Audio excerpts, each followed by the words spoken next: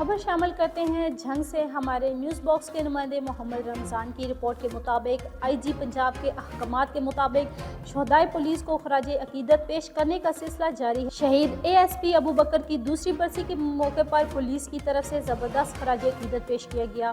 तफसीलात के मुताबिक DPO मलक तारिक महबूब की हदायत पर DSP हेडक्वार्टर ज़हूर हुसैन ने शहीद एएसपी अबू बकर की कब्र पर हाजिरी दी। सरकारी एजाज़ के साथ पुलिस दस्ते ने सलामी पेश की, फूलों की चादर चढ़ाई। शहीद एएसपी अबू बकर ने 1 नवंबर 2001 को लाहौर में शरपसंद और कुनून शकल अनासर के खिलाफ फ़राइज़ की अंजामदही के दौरान जामे शहादत नोश किया।